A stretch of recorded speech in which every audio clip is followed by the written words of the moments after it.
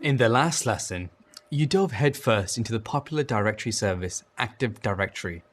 You learned how to add users, password, groups, and even modify access level for groups using group policies.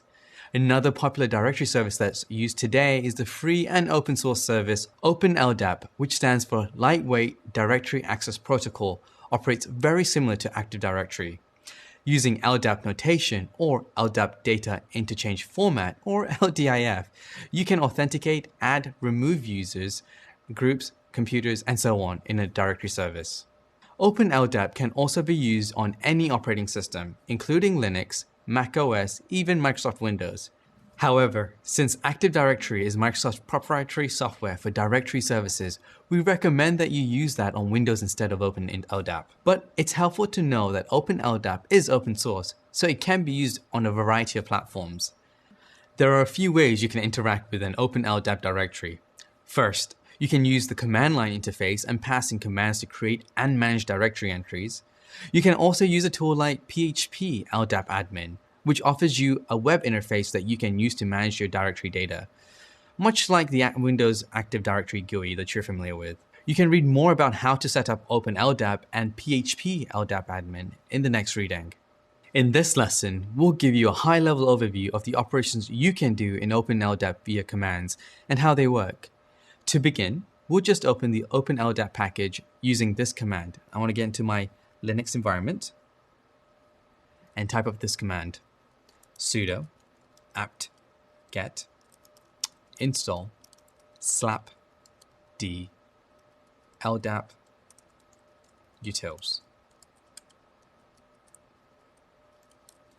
Put my password in and accept. Once you install the packages, it'll prompt you to enter in an administrator password for LDAP. So let's go ahead and do that. And then hit OK. Then confirm your password. Then hit OK.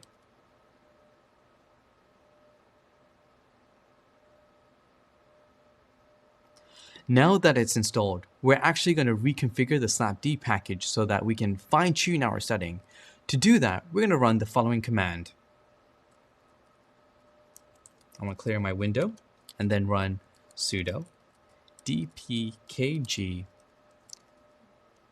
reconfigure slapd.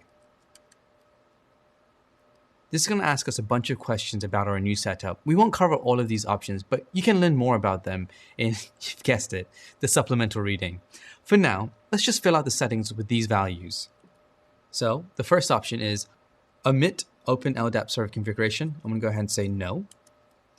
Next, DNS domain name. It's similar to Windows AD. This is our organization domain. Let's use example.com.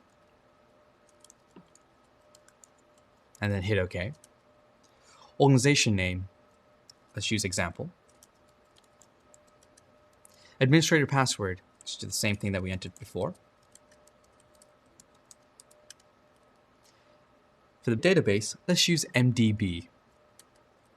Do you want the database to be removed when slapd is purged? Let's go ahead and say no. Then it's asking us if we would like to move the old database. We're going to say yes for now. And then it'll say allow LDAP version 2 protocol. I'm going to say no. That's it. Now you have a running OpenLDAP server. We're really cooking now. Let's keep going.